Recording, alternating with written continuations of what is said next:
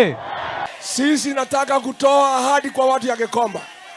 Mwaka ujao tukipata serikali, watu ya Gikomba mutafanya kazi pahali mulifanya tangu zamani.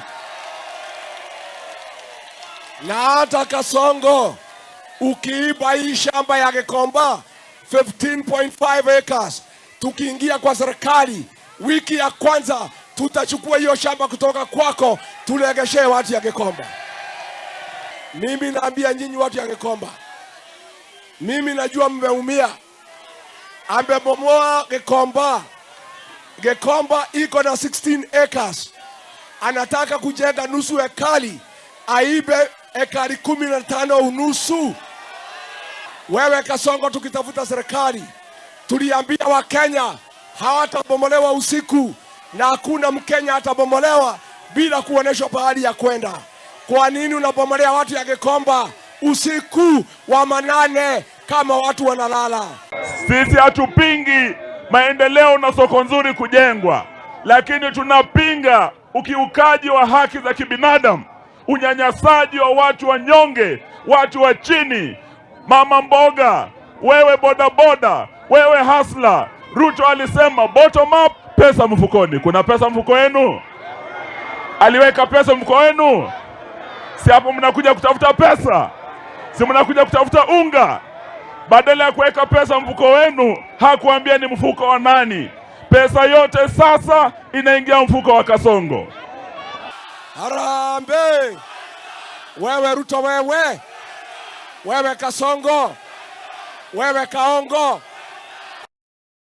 Jagoro mogiko pogre kod mago wagong' wech nyaka gwenge kuma kadho nam chumbi kama lipot koro yango ni moko kuom jotelo don busi Nonro mar UDA sente koro wuok oko kendo go debe malich mokalo ni jatend piny owacho migosi William Ruto kotelne koda jatend migawo mochung'ne weche mag tuke pacho kaendi mano migosi Salim Mvurya, gavana makono mano migosi Isa Timami kanyakla koda jagoro mar UDA gwenge makono ne gikwayo oganda jokenya gwenge makono ne ka giyie to ging'i malong'o weche go kuma migosi William Ruto bedo ka chwalo ne gwengegi kaka weche go mag dongruoge ka wacho ni mano e platform monjore gi ng'i e yo mag gibro gone go migosi William Ruto ombulu kochopo higa mar 2027. Bende jopiny e gwenge makono koro kwani ka giyie to kigichikitgi ne weche go kuma bende nyalo pogo oganda jokenya. Pigeni kura kwa wingi ili wale ambao wanaona kuwa Lamu UDA haina bao tuambie ole wao. Sisi hatutakuwa wenye kukosa nidhamu. Tuache mahali, tuache rais ambaye anatujali, twende kuangaishwa na watu ambao hawana sera. Kutoka dunia ya Kenya iumbwe, ndio tuko na wapinzani wenye roho mbaya, wapinzani wenye ubinafsi ambao hawana mpango wa wananchi. Na wakati Rais Ruto anafanyia kazi wananchi, wao wanataka kulete fitina, kulete mambo ambayo wananchi hawawezi kufaidika. Ndio mara ya kwanza kwa hii serikali kuwa na mawaziri wanakaa ndani ya cabinet, ndani ya maamuzi. Ndio mara ya kwanza tuko na deputy party leader. Hii serikali ni yetu, na hii Jamhuri ya Kenya haiwezi tawaliwa na viongozi ambao hawana sera. Hii Jamhuri ya Kenya haiwezi kuwa viongozi wale wanaopinga hawana la kuonyesha. Ama wana jambo la kuonyesha hapa Lamu? Kuna mradi wamefanya hapa Lamu? Kuna chochote wamefanya hapa Lamu? Na wale walikuwa kwa serikali wasiwadanganye. Kila mmoja anayezungumza alipatiwa mtihani wa kuwa kiongozi, lakini hakuna jambo walifanya hapa. Hii jamii yetu ndani ya pwani, ndani ya Northern Kenya, wakiwemo Waislamu, wakiwemo Waswahili, wakiwemo Mijikenda, wakiwemo jamii zote, kwa miaka 60 ziliwekwa nyuma na wale walioanzilisha hili taifa la Kenya. Lakini twawaambia pale tunapokwenda ni safari ya ukombozi, na UDA tunatangaza kwamba sisi hatutorudi tena nyuma, ni Ruto 2 term, tukisukuma gurudumu mbele. Hichi chama cha yellow, cha mandano, ndio tumetangaza ndio chama rasmi cha Pwani. Hatuwezi sisi tukawa chama kingine ambapo chama kinatawala Kenya.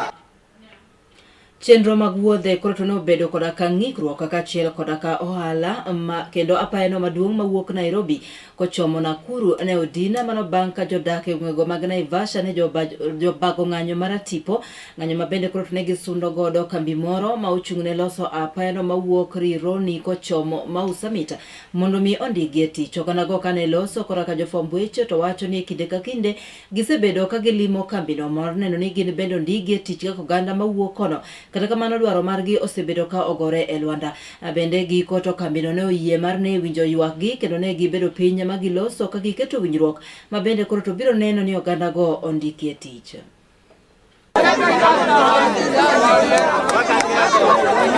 We will employ more than 70% of local employees. Okay? Yes. By Tuesday morning, I think before Tuesday, the DCC and the chief will share with me the list for the local people. So by Tuesday morning, all the people for the list can come to here for interview. For local, we have employed more than 10 people. Yes. Yes, because we are just coming for 1 week and we are not start any construction for the project. Shida ilikuwa kazi, watu wa Naivasha wanataka kazi, waajiriwe kazi. Juu wanaona watu wengine wakiingia huku na tubag na wao wachukuliwi kazi. Sasa ndio ilikuwa imetuma barabara ifungwe, na sasa tumeomba msamaha. Kwa wenye walikuwa wanapita kwa hii barabara, tumeomba msamaha.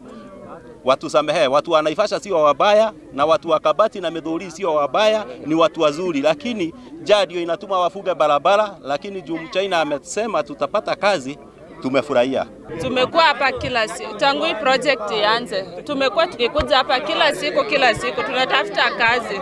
Tukikuja 6 tunaambiwa jaribuni kesho. Na sisi wanatuambia immediately. Tukikuja hapa 6 tunakaa hapa mpaka saa 3:30 asubuhi.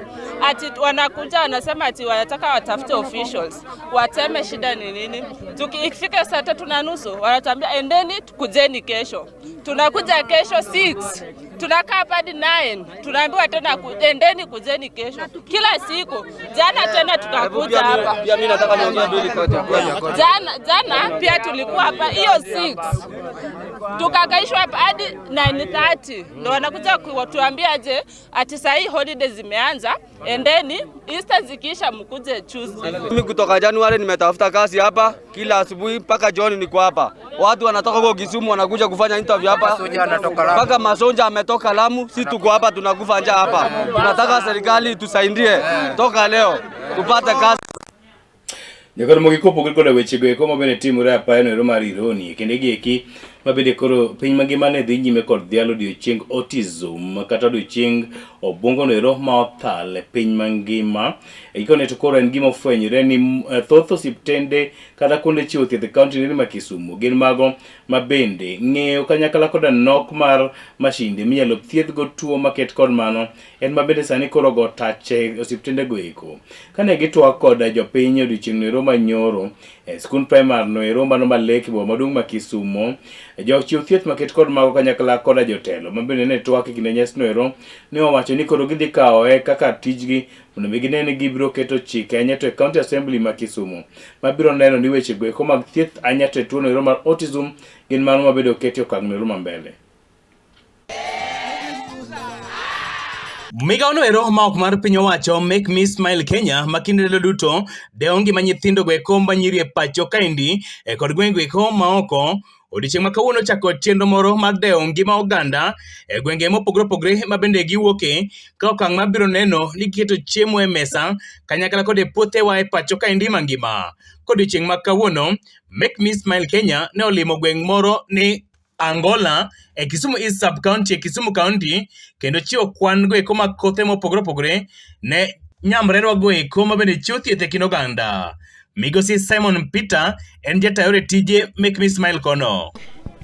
Odiochieng' ma kawuono wariwo paro gi CHPs ma Kolwa East osebedo ka kony dhi mbele Kisumu County, to ne wayudo kwayo ni CHPs ok osebedo ka yudo kony madhi mbele gi.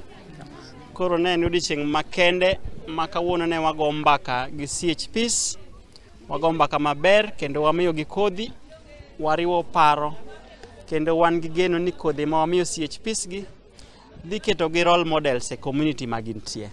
Erokamano.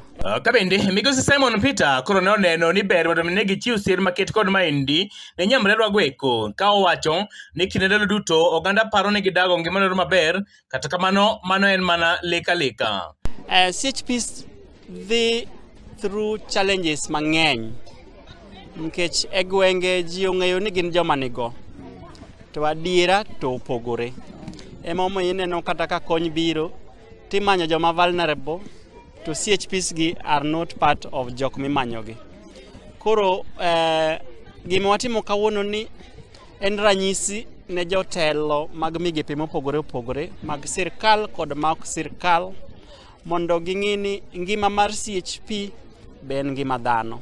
Kabende maendi en tim mabende nopo malich mokalo kod achiel kuom nyamrerwa gweko mano Mikael Lilian Chacha. Godiechieng' ma kawuono ma Dr. Simon Peter elo Make Me Smile oneno ni ber mondo obi olimwa wago kode mbaka mondo uplift ngima marwa kaka community health promoters kalure kod kodhi momiyo wa kawuono.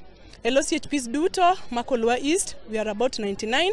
Agone gero kamano bende kuom chopo mondo warom gi daktari mondo wayud gino madhi loko ngimawa in terms of food and economy. Kabende korka kore Mama Dorothy Olweny to go manero kamano malich mokalo kowacho ni ne oseloko lo kendo oseko puothe, kata kamano gima nochwe puothe no ero koro ne pod chande. Mokwongo agone director erokamano kuom paro CHPs kech wan duto ne samoro waonge kodhi to onge ng'ama nyalo ng'eyo, ji oparo ga ni wawinjo maber. Agone erokamano kuom miwa kodhi, amor kendo ating'o kodhi adhi komo nikech ma certified seed ma samoro notamo CHP moro amora ng'iewo. On behalf of CHPs, wago erokamano ne Simon Peter kuom parowa. Wach mabende osir machiegni mokalo kod achiel kuom jochiw thieth e gwenge makono kendo nyamrerwa mano migosi Jacob Ochieng'. Kaka an nyicha sepuro to kodhi nya ongego, mana paro mana kaka dadhi nyiewo kodhi to pesa pod aongego.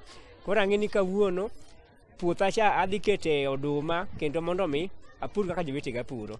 Ne director Simon Peter wago ne erokamano kuom kolwa East kech nochako kodwa chon pod en kodwa kendo parowa kaka CHPs kendo pod walemo ne omedo konyowa nikech kony to pok orumo.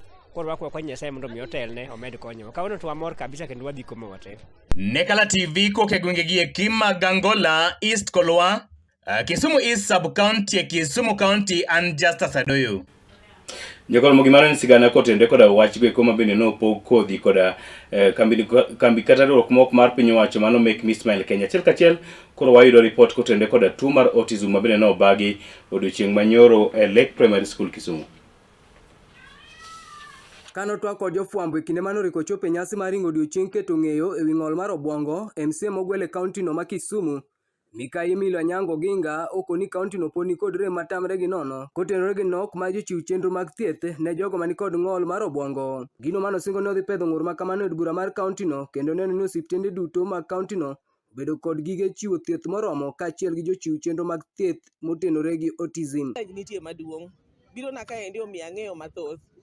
Omiyo ang'eyo ni kara health facilities wa ma Kisumu County kaendi kara ok ochiwo services mowinjore mar mondo nyithindo gi eki mondo yud kony kata thieth makare. Ne wacho ni wago kura ne katiba manyien mondo mi wayud devolution mondo services oduognwa ne jopiny at the grassroots level. Tiyudo ni jowa up to sani edi pod ok yud services gi eki. Omiyo ayudo ka it is a very big challenge. Abro dhi kaka MCA matiyo sani endi, abro dhi mondo mi adhi challenge the county government through a petition mondo mi giket speech therapists in all the 7 sub-county facilities mag Kisumu County. Mondo mi jowa mantie kuonde ma gintie go te mondo yud thieth ma kochuno ni nyaka koro gibi mana Russia. Kinde ingo odiochieng' ma kamano e skul primary mar Lake, piny owacho okwa mondo koro ni oneni obiro golo oko juok mar ushuru ne jogo modak kod nyithindo mani kod ng'ol moloyo to mago mag obwongo. Ka jonyuol bende ojiw mondo wek pondo kod nyithindogo e udi to giketgi ging'i kod jowetegi. An director Winamchel Without Limits. An japuonjo nyithindo man gi ng'ol. Awareness ni watimo mondo waluong go parents ma pod opando nyithinde e ot mondo gigol nyithindo mondo nyithindo join jomoko dhi school. Call to the government, gima dwagom ni sirikandwa otim en tax exemption ne jonyuol man gi nyithindo man gi disability, especially autism. Ne gijiwo sirikal mamalo mondo koro ni oneni obiro keto nigi thenge thuolo mag tije kaka yono mar neno ni ok gikoso omenda mar siro ngima jogegi mani kod ng'ol. Ani Lavina Chieng' Oduor. Lavina Chieng' Oduor is a founder of an organization miluongo ni Heart Smile organization. Kimiyo ji joman gi ng'ol 5% job allocation. What about parents? Emomiyo wadwaro ni county government, national government mondo recognize wa. We are also pushing for the 5% budget. Mondo miwa budget mar 5% ili tufanye watim gik ma nyalo miyo the regulation mondo obed in place. Ne gitieko ka gilero ni kuom kinde mathoth ng'eny kuom jogo mirocho ratichgi gin mago mani kod ng'ol mar obwongo ka gijiwo jo Kenya duto mondo koro ni owuog oko kendo rit ratich ji duto maromre. Ni Beatrice Wayumba, a caregiver ne nyathi ma physically disabled. At the same time, I'm a champion, disability champion in Kisumu East. Ma ng'eny ne roch ratichgi gin nyithindo man gi autism mostly nikech gi kaka community nwakawo chon ma jomoko part of people mantie community sani be pod okawo ni nyithindogo nigi neko. Koro gineno ni ka girocho ratich nyathi ma janeko to mane gimwatemo golo mondo kiging'e ni kigikawo ni nyithindogo jonek ni nyithindogo gin normal people. Felo Gobliso Chieng', Kisumu County, Kala TV. Kawadhi nyaka e kaunti ma Migori to eni kweth mag jogo makoro to dak koda ka ng'ol mopogore opogore kowuok e kaunti no ma Migori jowuok oko mar neno ni gindikore kaka jogombulu e pacho ka. Kweth no bende koro to jiwo malich mokalo rowere ma pacho kaeri mapok ondikore kaka jogombulu mar neno ni giwuok oko kendo gindikore kaka jogombulu ka giyango ni makende yo ma bende koro to gibiro neno ni gigolo oko e telo jotelo go maricho kendo gibi giyiero jotelo mabeyo manoko chopo higa mar 2027 ma bende koro to biro konyogi e chenro mopogore opogore mag dongruoge.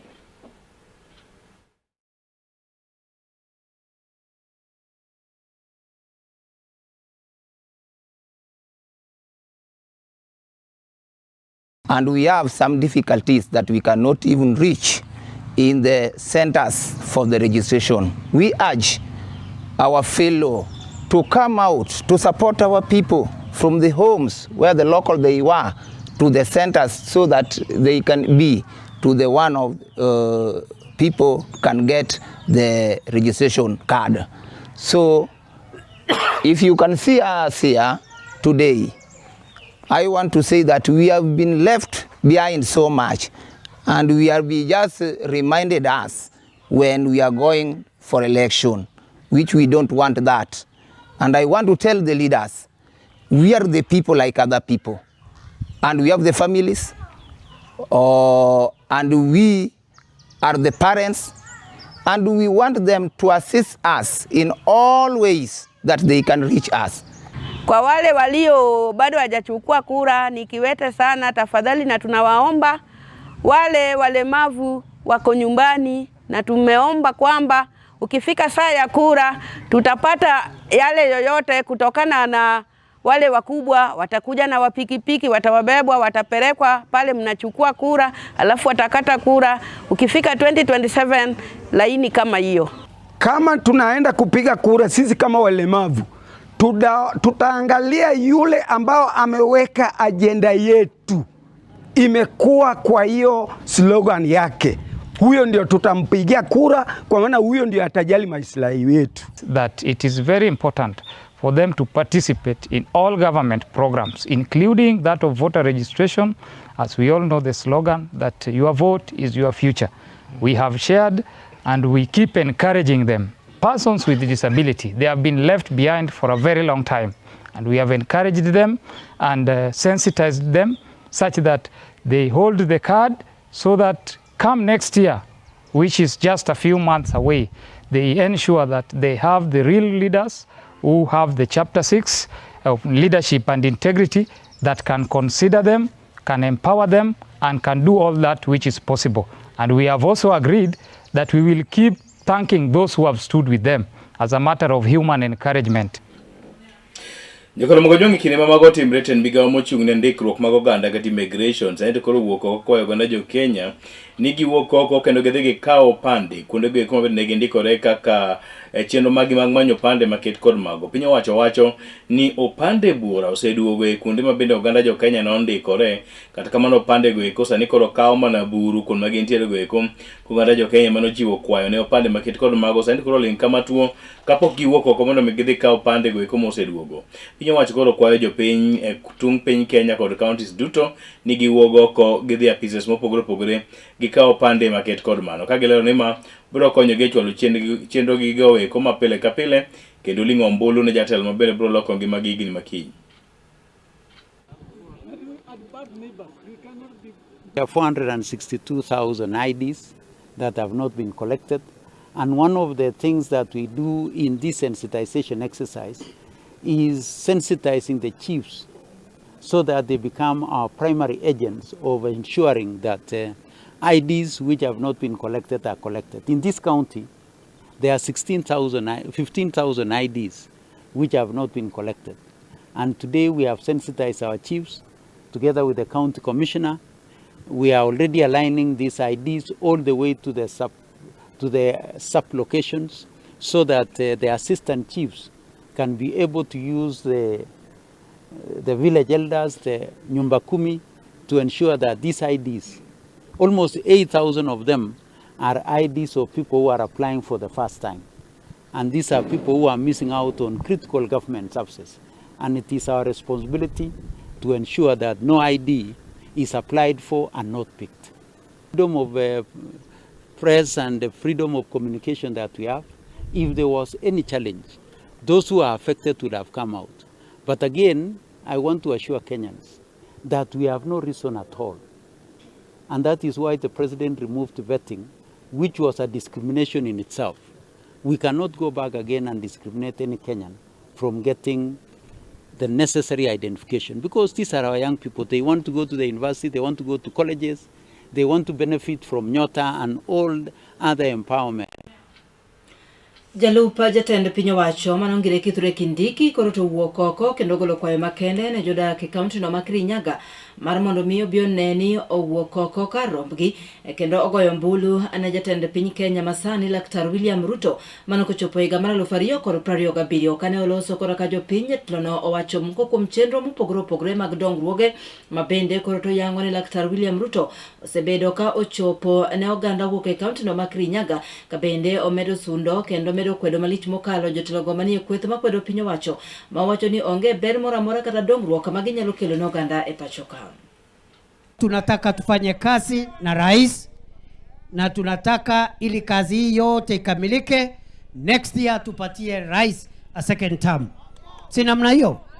Kuna watu wanatuambia tutafute watu wengine ambao hatujui ati wakuje ati waongoze Kenya miaka ingine 10 ati sisi tuking'edhi hapa na tukungojea. Mnakubali hiyo maneno? Mmekubali hiyo maneno? Na saa hii ule yako amebakisha tu 5 years peke yake. Next year tukimpatia hii ya mwisho si anaenda nyumbani. Alafu na sisi tuko area. So haraka ni ya nini? Mbona tunaambiwa tuachane? Hii iko karibu tuache, alafu tungojee 10 years na watu ambao hatujui. Hiyo hesabu hata nyinyi kati ya kungojea 10 years na kungojea 5 years. Ti afadhali kungojea 5 years. Niseme. Ni leo si leo. Munataka tungojee 10 years ama 5 years? Tungojee 10 years ama 5 years? Si afadhali 5? So kama mnataka tusaidike, next year tunapatia William Ruto 2 term. Si namna hiyo? Alafu tumwambie bye bye. Ama namna gani? Ndiye aende retire kama Uhuru Kenyatta, si ndio? Alafu namna hii. Niseme. Wangapi wanasema hiyo ni plan mzuri? Na uache bwana. Hiyo madharau ulikuja naye pale Mbere North. unatusi watu, unaita watu sijui nini, sijui Kasongo, Saburano, sijui nini. Tulikunyorosha. Tulikunyorosha asubuhi na mapema. Ni kweli si kweli? Si uliona watu wakijipika kifua? Mimi ndio mlima. Mimi ndio naitwa. Wewe ni nani? Wewe ni mtu mdogo, umetukuta kwa siasa. Umeingia siasa tukiwa hapo na ukatuacha. Na tutakaa hatutoki. There is nowhere we are going. Kwa sababu tunajua kupima maneno na kupanga kazi. Yes. Hiyo Kierehere pale, Kierehere yako pale mbele North. Tukafika pale tukasema wa mudhende.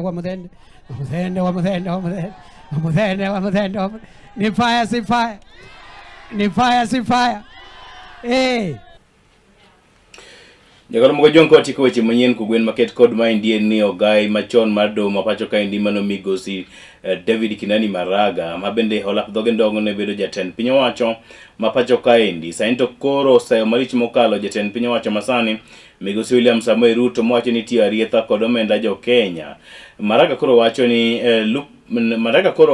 ni weche beko mag mibadhi gin mago bende gi sainto koro go tache piny owacho ni ri mano mar UDA kata Kenya Kwanza kasani koro wacho ni en mowinjore biro loko dhoch market kod mano kwa oganda jo Kenya ni gima ginyalo timo maduong' en ni wuok oko kendo gindikre ka joling'o ombulu.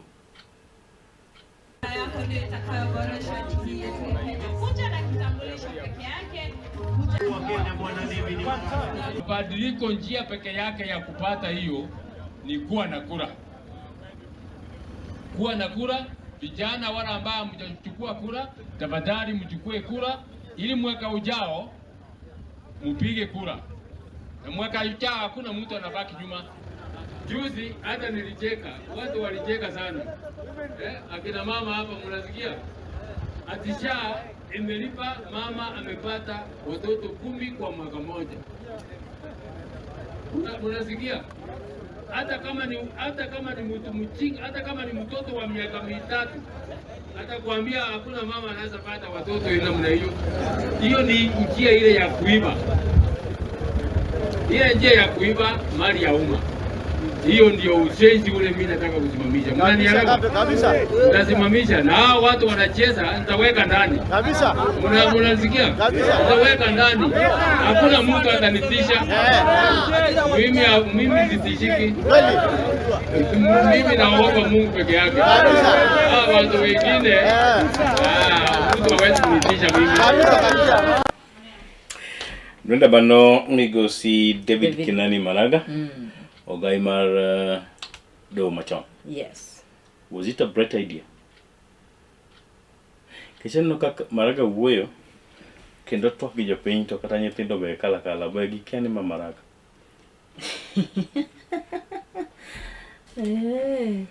Jago picha fwenyo ni ji onge.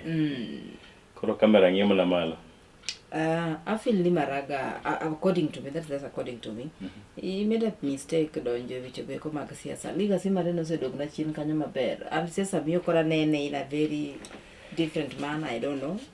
Nyalo wuoyo kode, tend kanisa Maraga nyalo wuoyo kode. Koro ena jatelo ma at least nyalo golo pache, nyalo advise kando kacha nikech. Kaweche dhi matek. Kaweche dhi matek, but ok chung ni embe koro dwaro ko mar jatend piny Kenya, no. What's idea? Nyakoro mogi dako skalo kanyo 35 bang' sa 12 kugwen market kod Manyien kanyo ema wakago yweyo moro mokwongo chenro mar Sulwe Mokinyi wa bang'e to wadhi duogo kod nonro mar Oboke ka watieko to wende go komapako nying Ruoth Jehova Nyasaye nikech wantiere gimiluongo ni Good Friday. Yes. Good Friday Brenda. Good Friday. Erokamano wamodho pi machoko duogo.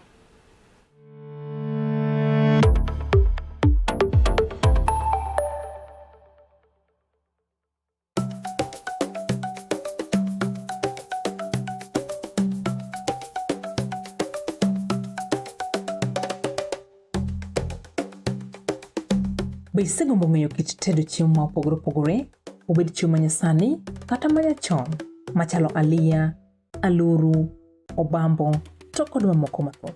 Machiegni tet manimba, chenro miyudo tiegruok mathoth e weche mag jikon. Waseso jikondi kod chiemo mamit mawuoyi kinang'o lith lweti. Kochakore crepes, cookies, ring abula, samosa molose rang'iny mamalo man kod ndhadhu mamit miwuoro e kind chiemo mamoko mathoth. Arni wapuonji loso nyaka kit math mamoko mayom kaka cocktail kod smoothies matieko riyo. Kik bayi. Tudi koda juma ka juma mondo wated kanyakla. Chieng' tich ang'wen chakre saa 5:30 nyaka saa 6 mar odiechieng'. Det manimba. Duoko duto ne penjo mag jikondi.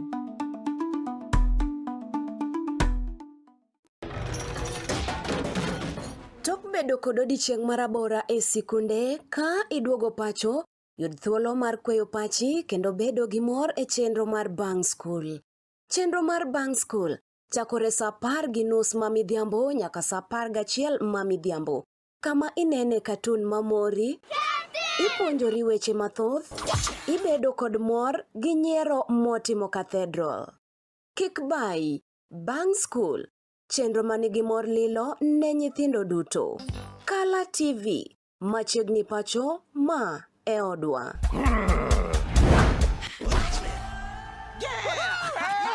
I've fallen and I can't get up.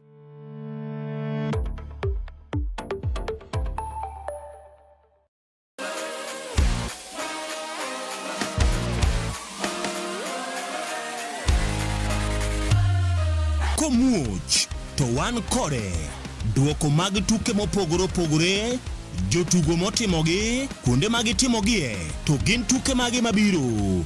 Mano emomiyo wan ka e chenro mar chal pewe. Tudri kodwa wuok tich nyaka tich abich saa 11 mar midhiambo nyaka saa 12 mar midhiambo. Kama wanyisi motimore e pewe duto mana e Kala TV.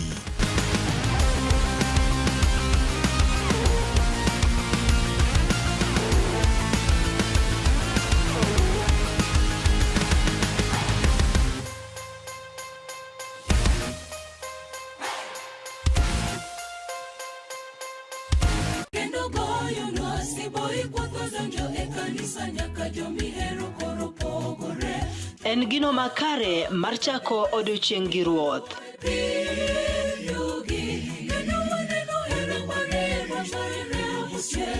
Ka igwedhori gi wendego mag pak masudi machiegni gi ruodhi.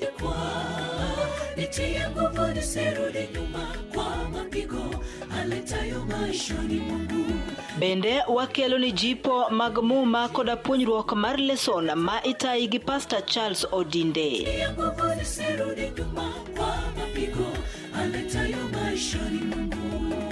Riuri koda an Brenda Agenyo Nyasuba Nyanam e chenro mar Sabato maler ngeso ka ngeso chakre saa 12 mar okinyi nyaka saa 3 okinyi, to mana e wang' jowi mar Kala TV nikech ma e odwa.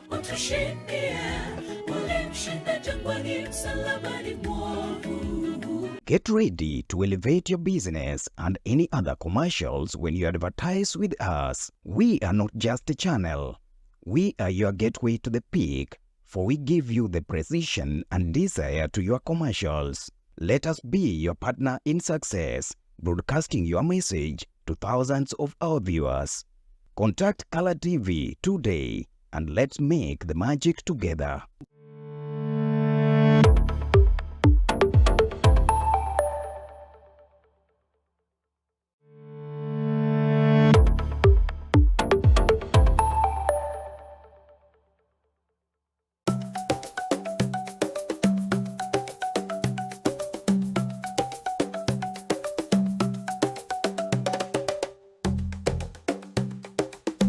Be isegombo ng'eyo kit tedo chiemo ma opogore opogore, obed chiemo manyasani kata manyachon, machalo aliya, aluru, obambo, to kod mamoko mathoth. Machiegni tet manimba, chenro miyudo tiegruok mathoth e weche mag jikon. Waseso jikondi kod chiemo mamit mit maweki nang'o lith lweti. Kochakore crepes, cookies, ring abula, samosa molose rang'iny mamalo man kod ndhadhu mamit miwuoro e kind chiemo mamoko mathoth. Arni wapuonji loso nyaka kit math mamoko mayom kaka cocktail kod smoothies matieko riyo. Kik bayi. Tudi koda juma ka juma mondo wated kanyakla. Chieng' tich ang'wen chakre saa 5:30 nyaka saa 6 mar odiechieng'. Det manimba. Duoko duto ne penjo mag jikondi.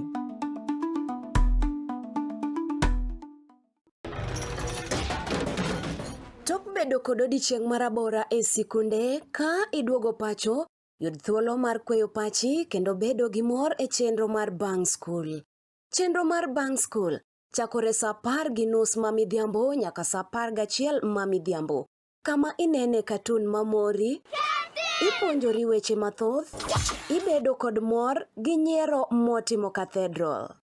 Kik bai, Bang School, chenro manigi mor lilo ne nyithindo duto.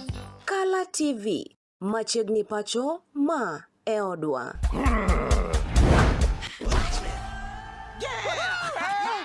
I've fallen and I can't giddy up.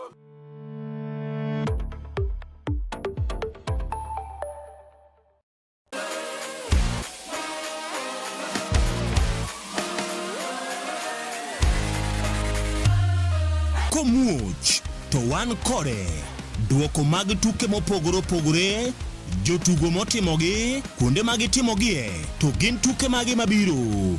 Mano emomiyo wan ka e chenro mar chal pewe. Tudri kodwa wuok tich nyaka tich abich saa 11 mar midhiambo nyaka saa 12 mar midhiambo. Kama wanyisi motimore e pewe duto mana e Kala TV.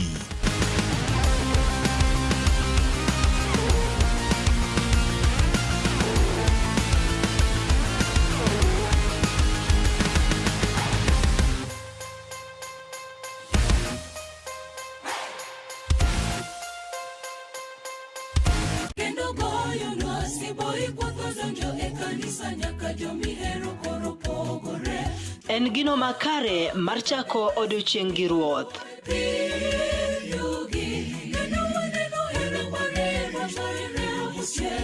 Ka igwedhori gi wendego mag pak masudi machiegni gi ruodhi.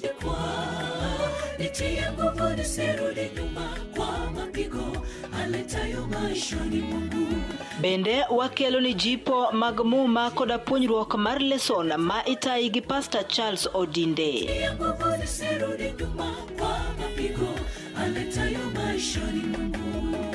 Riuri koda an Brenda Agenyo Nyasuba Nyanam e chenro mar Sabato maler ngeso ka ngeso chakre saa 12 mar okinyi nyaka saa 3 okinyi, to mana e wang' jowi mar Kala TV nikech ma e odwa.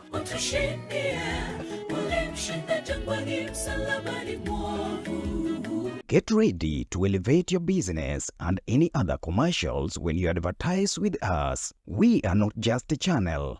We are your gateway to the peak, for we give you the precision and desire to your commercials. Let us be your partner in success, broadcasting your message to thousands of our viewers. Contact Kala TV today and let's make the magic together.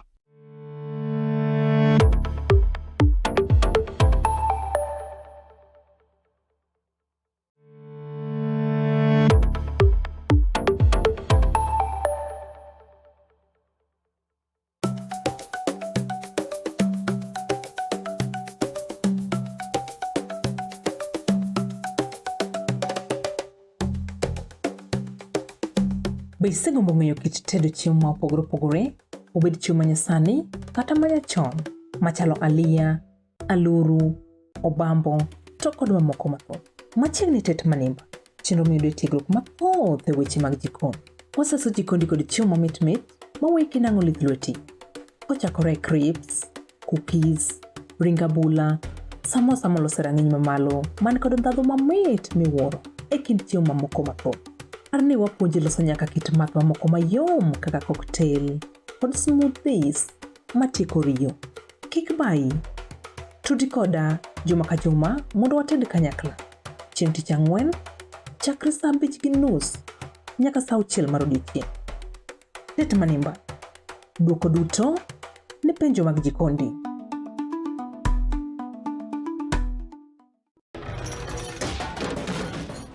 Bedo kod odiochieng' marabora e sikunde ka iduogo pacho, yud thuolo mar kweyo pachi kendo bedo gi mor e chenro mar Bang School. Chenro mar Bang School chakore saa 10:30 mamidhiambo nyaka saa 11 mamidhiambo. Kama inene katun mamori, ipuonjori weche mathoth, ibedo kod mor gi nyiero motimo cathedral. Kik bai, Bang School, chenro manigi mor lilo ne nyithindo duto. Kala TV, machiegni pacho ma e odwa.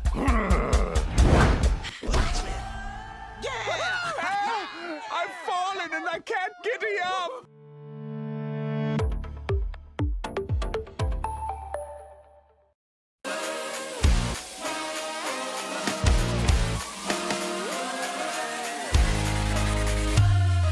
Komuoch to wan kode duoko mag tuke mopogore opogore, jotugo motimogi, kuonde magitimogie, to gin tuke mage mabiro.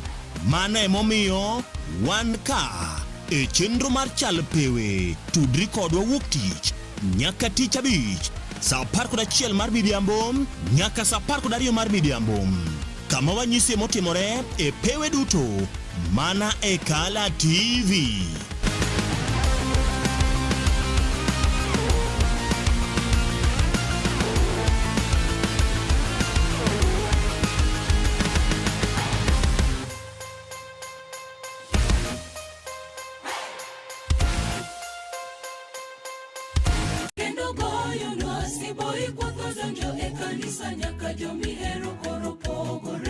En gino makare mar chako odiochieng' gi ruoth.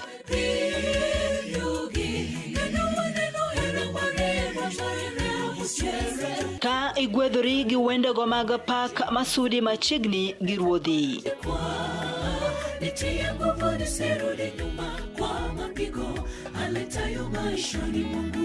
Bende wakelo ni jipo mag muma koda puonjruok mar leson ma itayi gi Pastor Charles Odinde.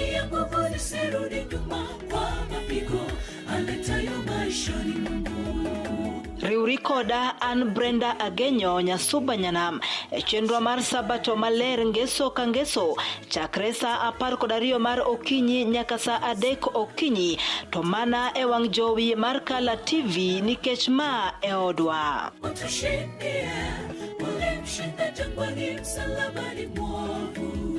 Get ready to elevate your business and any other commercials when you advertise with us. We are not just a channel. We are your gateway to the peak, for we give you the precision and desire to your commercials. Let us be your partner in success, broadcasting your message to thousands of our viewers. Contact Kala TV today and let's make the magic together.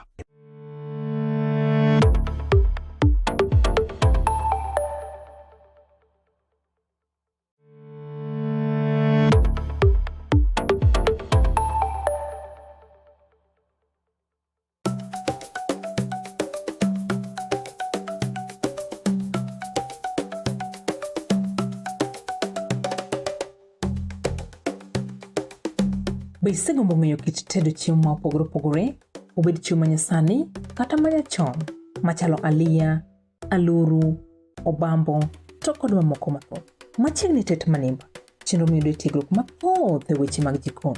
Waseso jikondi kod chiemo mamit maweki nang'o lith lweti. Kochakore crips, cookies, ring abula, samosa molose rang'iny mamalo, man kod ndhadhu mamit miwuoro e kind chiemo mamoko mathoth.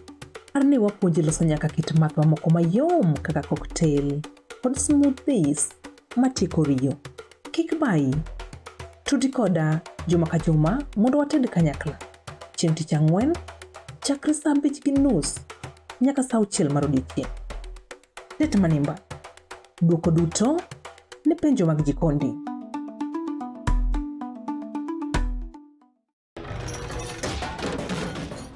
Bedo kod odiochieng' marabora e sikunde ka iduogo pacho, yud thuolo mar kweyo pachi kendo bedo gi mor e chenro mar Bang School. Chenro mar Bang School chakore saa 10:30 ma midhiambo nyaka saa 11 ma midhiambo, kama inene katun mamori, ipuonjori weche mathoth, ibedo kod mor gi nyiero motimo cathedral. Kik bai, Bang School, chenro manigi mor lilo ne nyithindo duto. Kala TV, machiegni pacho ma e odwa.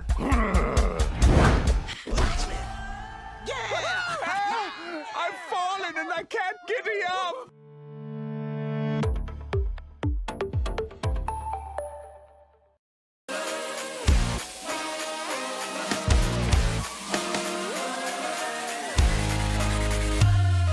komuoch to wan kode. Duoko mag tuke mopogore opogore, jotugo motimogi, kuonde magitimogie, to gin tuke magi mabiro. Mano emomiyo wan ka e chenro mar chal pewe. Tudri kodwa wuok tich nyaka tich abich saa 11 mar midhiambo nyaka saa 12 mar midhiambo. Kama wanyisi motimore e pewe duto mana e Kala TV.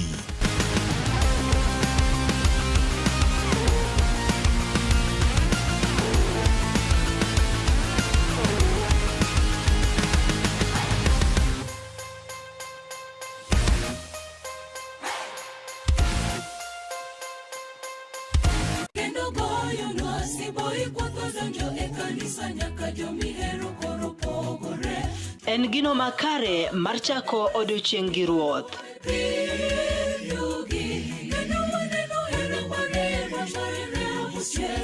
Ka igwedhori gi wendego mag pak masudi machiegni gi ruodhi.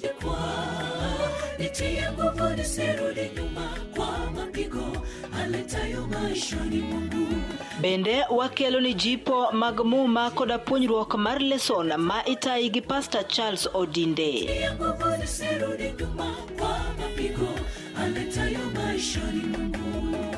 Riuri koda an Brenda Agenyo Nyasuba Nyanam e chenro mar Sabato maler ngeso ka ngeso chakre saa 12 mar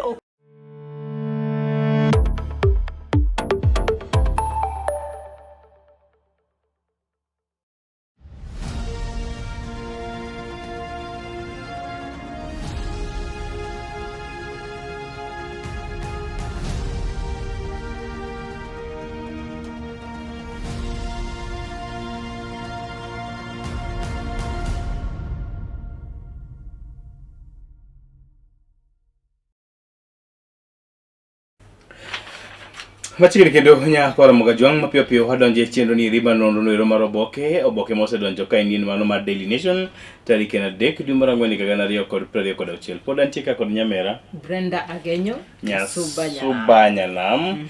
Mapiyo piyo wan e mood mar holiday Brenda. And happy Good Friday. Good Friday. Koro kwa bi tero oganda jo Kenya kod ng'wech ahinya.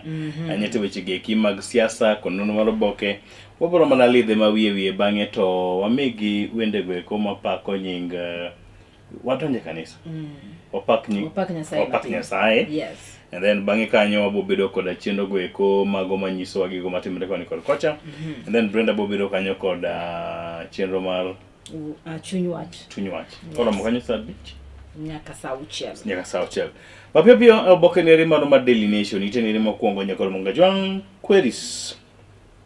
Over 45 billion extra security budget. Machini weche go kuma gita kwe omedu menda mok tin ne bilion 45 omenda mabalang'. Yes. Ka penjo ntie mang'eny malo duoko ni to ang'o momiyo maendi otimore. The security. The security sector has received an additional 45 billion, the biggest allocation to a single sector in the 316.7 billion supplementary estimated approved by the National Assembly yesterday, even as MPs criticized the government's continued reliance on Article 223 of the Constitution, which allows the executive to incur expenditure not previously approved by the Parliament where unforeseen and urgent needs arise. Lawmakers argued some of the allocation did not qualify as emergency spending. Penganyo okengegi Mili budget numbers one okanyo 370 billion total additional allocation in the supplementary budget, then 115.2 billion amount by which a taxman missed revenue target by the end of February 2026, 221 billion projected total borrowing to finance the deficit, 245.9 billion expenditure approved by the National Treasury under Article 223 of the Constitution. And then Brenda, General Charles Kairi, Chalmoyudo 24 billion Migapema Defense, Migosino Dina Haji, Chalmoyudo billion apar, a National Intelligence Service, and then Douglas Kaanja 7.5 billion for National Police Service. Weche mag fuel bentie kanyo kod Mogajwang ka thuolo mar mondo mi non kaka migosi Uhuru Kenyatta kod migosi Gachagua sani koro ochako bedo joma iluongo ni buddies kata osiepe. Ite mar ariyo. Ite mar ariyo wan kanyo gi wach mar Easter, wacho ni what Easter means to Kenyans today. For some, Easter is a sacred expression of faith. For others, it is simply a long weekend or a chance to reconnect with family. Yes. Whatever the perspective for the holiday offers a pause from routine, a moment to reflect and celebrate life in personal, unique ways. What's Easter to you? Easter, imeka kaka. Chingwika kwa iwe Holiday. Holiday. Okay, today called Biblos. I today called Biblos. Ite para dek nyakora Mogajwang, high beef price, no clients, butchers struggle to survive. Kunde mi use ringo, chal kagima sani koro giyud welo, kotenre koda bei mamalo mag dhok. Bech ringo sani koro dhi malo. Bech dhiang mang'eny manyamiyo ringo bende beche. The price of a kilogram of beef stick today is 900. Chicken here 1,000. 1 kilo. 1 kilo peke. Jo bucha sani koro nene na kod ringi gi kanyo. Ichamo ringo mogi kana ng'anya koro Mogajwang.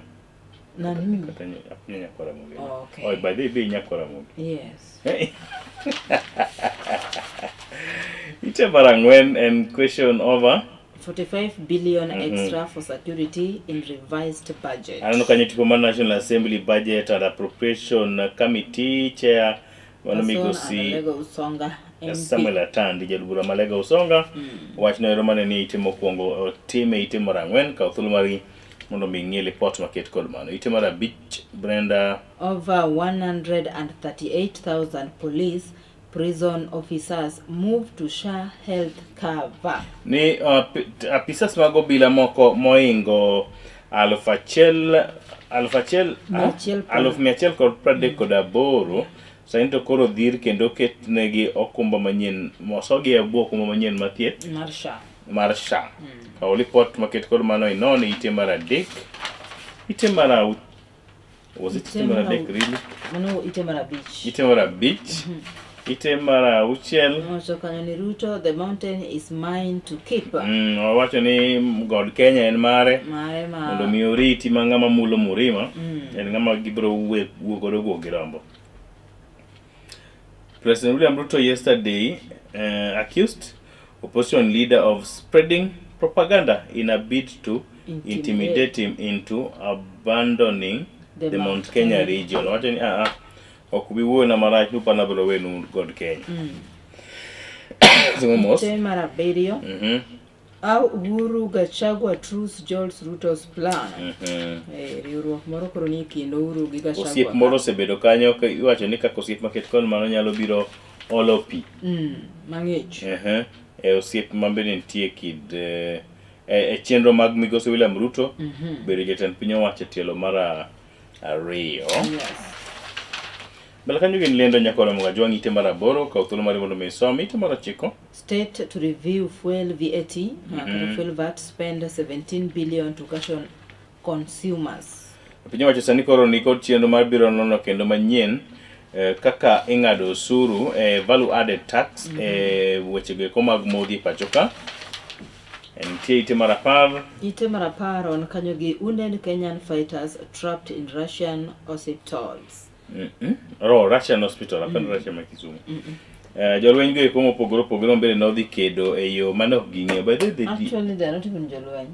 Gin jo Kenya makedo ne piny Russia ma ok noikre lweny maket kod mano. Sani to koro omoki osiptende mopogore opogore e pinje go eko mag Russia. Prime Cabinet Secretary Musalia Mudavadi met top Russian official in Moscow from March 16 to 18. Yes. Bende gik mane giwacho Moscow kuro nyalo kelo lokruok ne oganda jo Kenya nyakor Mogajwang. And then call from Ukraine offers hope to family of captured Kenyans. Biro somo report maket kol mano kaka sime mano e piny Ukraine kocha sani koro duoko geno ne familia moro mabede jogi omoko e piny no ero e weche go mag lweny. Niso ni no bedo captured by the Ukrainian yes. Evans Kibet's family during an interview with The Nation. At their home in Mount Elgon, Bungoma County. Mount Elgon kocha. Pathuruma yono misom report maket kod mano ite mar apar onyondo families mopogore opogore ite mar apar kod achiel en lendo. Ite mar apar kod ariyo lendo. Ite mar apar kod adek pach josomo kod pach jondiko. Kao thuolo mari mondo mi non ite mar apar kod ang'wen pach josomo kod pach jondiko. Then wantie kod agoro kanyo mar cartoon. We will run out of fuel. We will run out of fuel, but don't panic. Mano piny owacho. Gituro fuong, koro tilando gituro fuong. Wacho ni fuel to koro tin wayie lakini. We will not panic. Kik udew. Weuru dew. That's just self-explanatory. Oboke mabalang tie mbele kanyo kwa thuolo mari mondo mi rangi. Yawa mabende ohero gopunda marum tie kanyo kwa thuolo mari mondo mi non. Oboke mabalang no nyakoro mojongo ringo nyaka ite ma iye koni. Ite mar apar kod auchiel. In the East today, I did yesterday's one. I did the yesterday one. Oh. So you're doing the one for today, yeah. Chieng' tarik adek dwe mar ang'wen higa gana ariyo kod aboro, President Kibaki and Prime Minister designate Raila Odinga break the stalemate that had stalled the information of the new government as they agreed to form a 40-member cabinet. Just a day earlier, the agreement mediated by Mr. Kofi Annan to end week of violence sparkled by the disputed presidential election result appeared to be the verge of collapse of the government, and ODM traded accusation over delays in implementation of the deal. Wachani ndalogo cabinet secretaries ne gin mana 40. Ani un gi 20 gi wiye to ywak. Nopogi at 2020. Okay. Eto Kalonzo, mina no Kalonzo bate kanyo. It was a So 2008 Kalonzo was still this. It was a Gen Z bana. Gen He must Z. have called him a tech. Yeah. It's only we pudre manare. Kalonzo looks young in that photo. It was only 2008. A few years ago. 2 years ago. Ite mar apar kod abiro nyakor Mogajuong. In weche mag counties. Aneno kanyo governor manyo Udio cha. Samburu governor. Let's brief with MPs. Governor faced with the 566 million audit queries. 566 million audit queries. Manyiso ni nitie pesa mok tin ne million 500 kod 96 ma otigo ma ok ong'e kaka otigo. Idwa ni mondo mi odhi oduok penjo, emomiyo senators ne ng'wan record. Piny kanyo in Nairobi County, audit reveals unqualified officials in county jobs.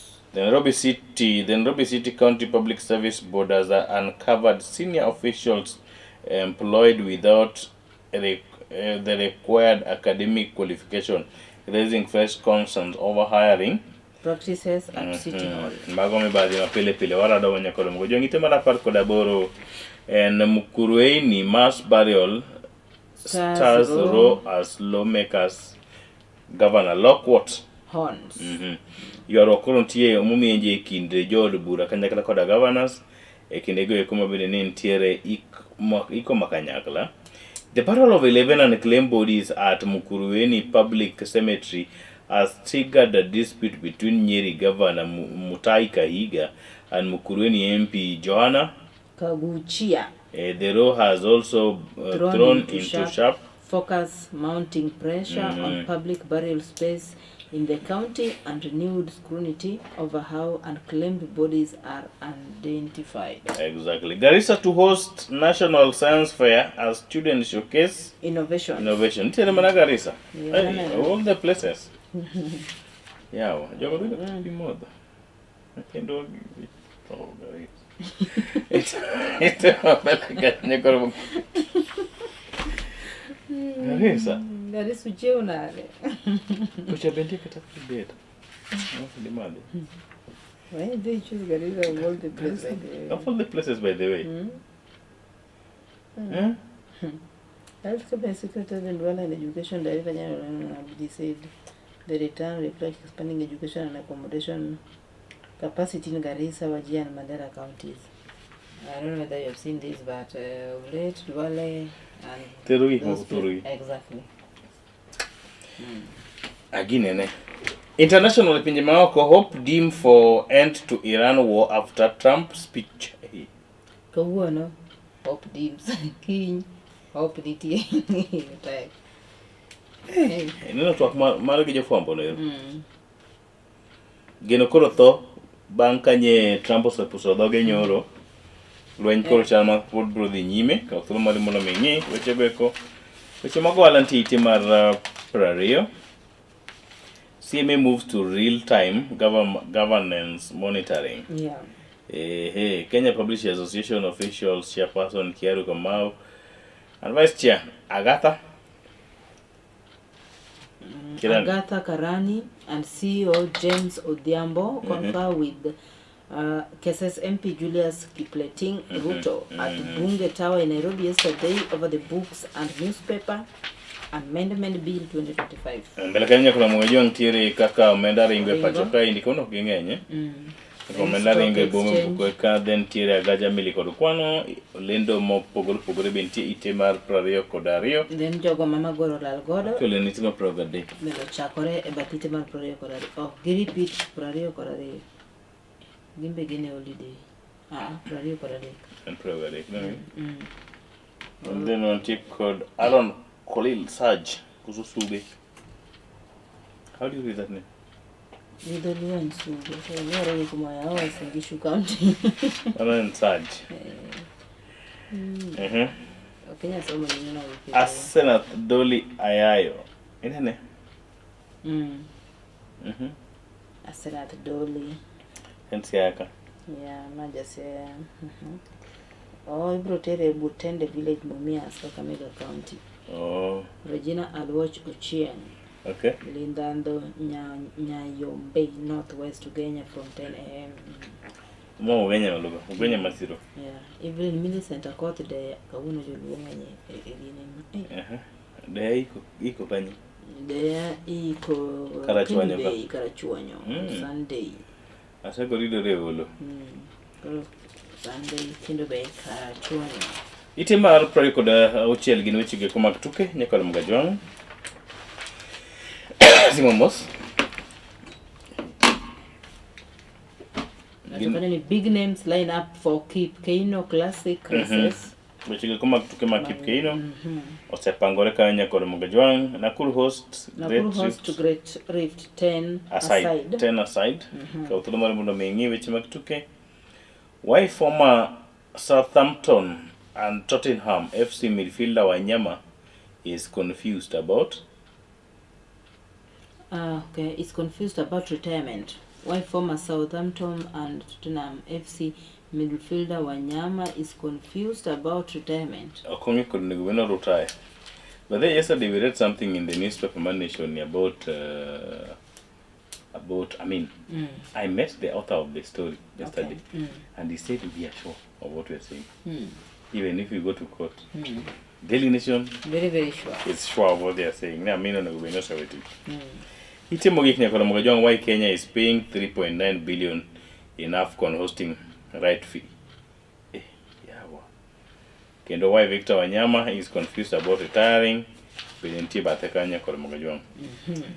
Oboke kaunen kaka entie no? Yes. Unge mathoth made Wawachi.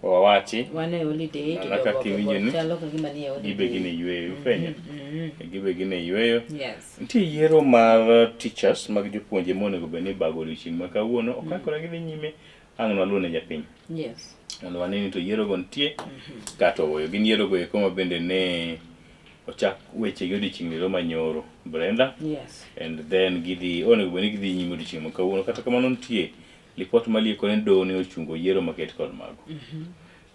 Ka yiero mag NAT riwruok makelo ratich jopuonj NAT. Yes. Onego bed ni bago odiochieng' lero ma kawuono. Nyakoro Mgajwang gi kanyo ema chopo e giko mar nonro mar Oboke ko gwen maket kod maendi. Dakika osekalo adi Brenda? Dakika osekalo kanyo 11 mano tok saa 1 mar okinyi. Dakika osekalo 11 tok saa 1. It's already 7. Mapiyo wang'iane moko kuom weche ma jopiny ondiko kae kapok watieko chenro ni eri kendo waterie kanisa achiel kachiel. Be gigolo sadaka? Nyakata. Gigol achiel mar 10. Chiwo namba. Migol achiel mar Betie joma nitie chenro minyalo somo tegi nyana kapok watieke. Kapok watieke. Mondo wapak Ruoth Jehova Nyasaye. Aneno ote nitiere kaeri. Aluongo kanyo ni wachona kanyo ni iluongo ni Lewis Wood Awasi Boda. Wacho kanyo ni ane chenro kan Awasi Boda. Awasi yom. Awasi ne chenro. Onuoyo lendo no kabisa. Onuoyo ote no.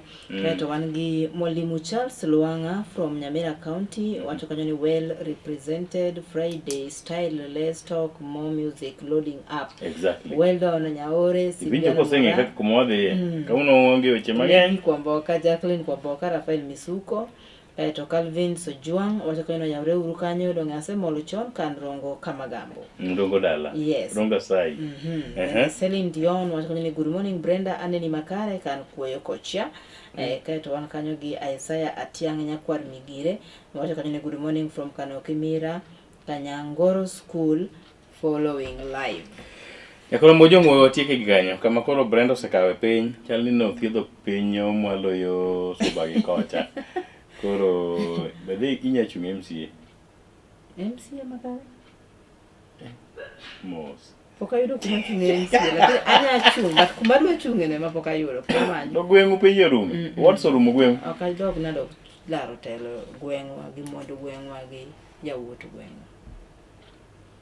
Kumo make badi milaro MCA.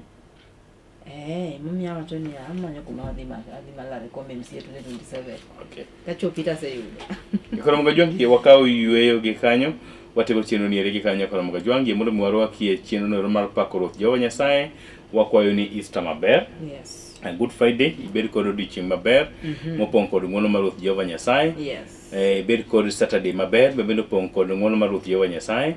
Joma dhi kiny kanisa, odhi kanisa yo maber. Sunday. And then joma dhi lemo Jumapil. Kiny untie ka by the way. Yes. Kod chenro mar Sabato maler. Sabato maler, orwake Sabato maler odiochieng' makiny. Jumapil babo bedo kod chenro mar kanisa kaendi. Yes. Koro dicha nyaka wuok tich. Be kod wapako Ruoth Jehova Nyasaye. Yes. Wuok tich wabro matime kaka watime kawuono. Chenro bro dok e wang'e chieng' tich ariyo. Ruoth Nyasaye koriti morita. Warado chieng' Tuesday. Brenda turado Koro mokanyo saa 5 wang'e. Chenro no mar chuny wach madhi kanyo nyaka saa 6. Erokamano.